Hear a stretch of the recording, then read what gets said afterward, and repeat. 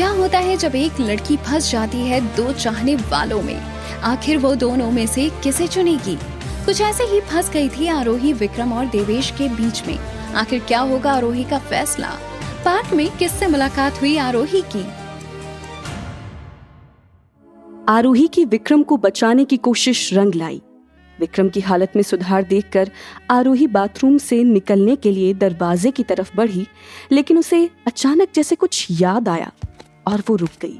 आरोही ने विक्रम से कहा, मैंने अभी जो भी किया है वो आपकी जान बचाने के लिए किया है। इतना कहते हुए आरोही विक्रम को छोड़कर बाथरूम से निकल गई। आरोही जब बाथरूम से बाहर आई तो उसने देखा देवेश अभी भी उसी कमरे में खड़ा था।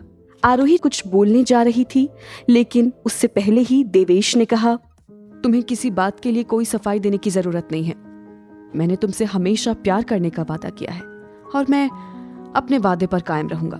आरोही देवेश की तरफ देखते हुए सोच रही थी कि जब उसने देवेश के साथ जिंदगी गुजारने का वादा किया है तो देवेश की खुशी भी उसकी ही रिस्पॉन्सिबिलिटी है।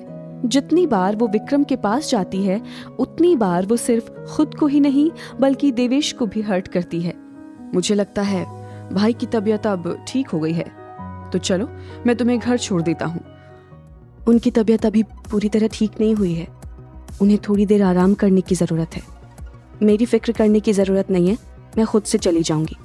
विक्रम के करीब आने की बात से आरोही बहुत ज्यादा अपसेट थी, इसलिए वो कुछ देर अकेली रहना चाहती थी। जब आरोही उस क्लब से बाहर निकली तो सामने उसे एक पार्क दिखा। आरोही ने सोचा कुछ देर उस पार्क पे रुककर फिर घर जाएगी। उसने चारों तरफ नजर घुमाई तो पार्क के कोने में कुछ सीढ़ियों के ऊपर एक खाली जगह थी। आरोही वहीं बैठने चली गई। वो जब वहां पहुंची तो उसने देखा कि कोई पहले से वहां बैठा हुआ था। वहां लाइट कम होने की वजह से आरोही को उसका चेहरा साफ दिखाई नहीं दे रहा था, लेकिन आरोही को लाइट वाले एरिया से वहां आते हुए उस शख्स ने देख लिया था। आरोही के वहां पहुंचते ही उसने आरोही से कहा, लगता है भगवान भी यही चाहते हैं कि हम दोनों एक दूसरे के सामने आते रहें। तभी तो मैं कितनी भी कोशिश कर लूं तुम्हें इग्नोर करने की, तुम हमेशा मेरे सामने आ ही जाती हो। कहीं तुम मेरा पीछा तो नहीं कर रही? सारी बातें सुनने के बाद आरोही ने उस शख्स के करीब जाकर उसका चेहरा देखा तो उसे समझ आया कि वो शिवानी है। मैं तुम्हारा पीछा क्यों करूंगी? ये कोइंसिडेंस ही है कि मैं यहाँ आई, और अगर मुझे पता होता कि तुम यहाँ हो तो मैं यहाँ कभी नहीं आती। तभी आज विक्रम को बचाने के लिए तुमने अपनी वाइफ होने की रिस्पॉन्सिबिलिटी निभाई। लेकिन इन बातों से अपने मन में ये गलतफहमी मत रख लेना कि विक्रम तुमसे प्यार करता है। मैं और विक्रम देख लेंगे कि हमारा रिश्ता कैसा है और कौन किससे कितना प्यार करता है। इस बात का सर्टिफिकेट देने की तुम्हें कोई जरूरत नहीं है। मेरा तो बस ये कहना था कि विक्रम तुमसे नहीं मुझसे प्यार करता है, तभी तो मुझे प्रोटेक्ट करने के लिए हमेशा खड़ा रहता है। मुझे पता है तुम क्या करने की कोशिश कर रही हो। तुम्हारा एक प्लान अभी फ्लॉप हो गया तो तुमने अगले प्लान की प्लॉटिंग स्टार्ट कर दी। लेकिन मैं तुम्हें एक बात क्लियर कर देती हूँ कि लगभग 80 दिनों बाद मेरा और विक्रम का तलाक हो जाएगा, तो हम दोनों वैसे भी अलग होने वाले हैं।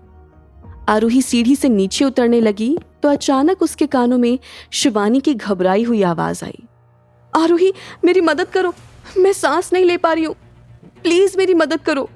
आरोही एक डॉक्टर थी और किसी भी बीमार इंसान को बचाना उसका फर्ज था, इसलिए बिना कुछ सोचे ही वो भागते हुए उससे 4 सीढ़ी ऊपर खड़ी शिवानी के पास गई। लेकिन उसके शिवानी के पास पहुंचने से पहले ही शिवानी लड़खड़ाती हुई सीढ़ियों से नीचे गिर गई। कोई है यहाँ, प्लीज मदद करो। आरोही की चीख सुनकर पार्क में घूम रहे लोग वहां आकर जमा हो गए।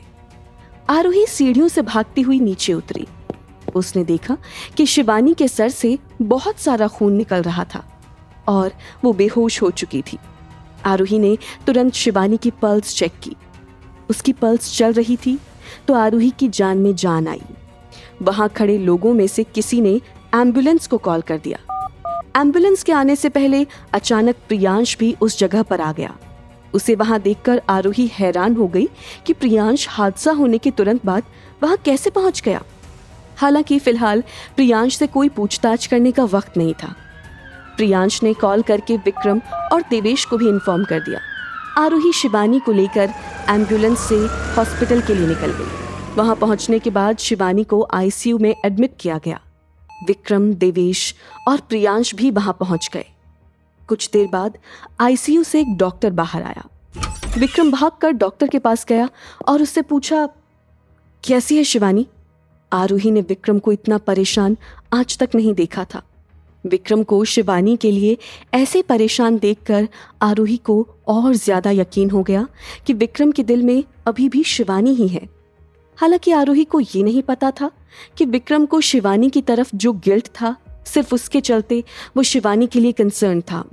डॉक्टर ने विक्रम से कहा, पेशेंट का खून काफी बह चुका था, लेकिन ट्रीटमेंट के बाद अभी वो पहले से ठीक है। विक्रम की ऐसी हालत देखकर आरोही को विक्रम के लिए बुरा भी लग रहा था और साथ में जलन भी हो रही थी। वो मन ही मन बोली, मुझे विक्रम और शिवानी के बीच में नहीं आना चाहिए। वैसे भी कुछ दिनों में हमारी शादी खत्म हो जाएगी, फिर विक्रम और शिवानी खुशी खुशी एक साथ रह सकते हैं। खुद से बातें करते हुए आरोही वहां से जाने के लिए निकली। आरोही वहां से जा ही रही थी, तभी किसी ने उसका हाथ पकड़ लिया। उसने पीछे मुड़कर देखा तो पता चला कि वो प्रियांश था। इससे पहले कि वो प्रियांश से कुछ बोलती, प्रियांश बोला, तुम्हें क्या लगता है कि ये मैटर यही खत्म हो गया? आखिर तुम क्या करने की कोशिश कर रहे हो? आखिर क्या करना चाहता है प्रियांश, और उसे शिवानी के एक्सीडेंट की बात कैसे पता चली? शिवानी की ऐसी हालत के बारे में जानने के बाद आखिर क्या फैसला होगा? लेकिन शिवानी की यह हालत हुई कैसे? जानने के लिए देखिए अगला एपिसोड सिर्फ पॉकेट एफएम के YouTube चैनल पर। और शादी के बाद के सारे एपिसोड्स को सुनने के लिए डिस्क्रिप्शन में दिए हुए लिंक से डाउनलोड कीजिए पॉकेट एफएम ऐप।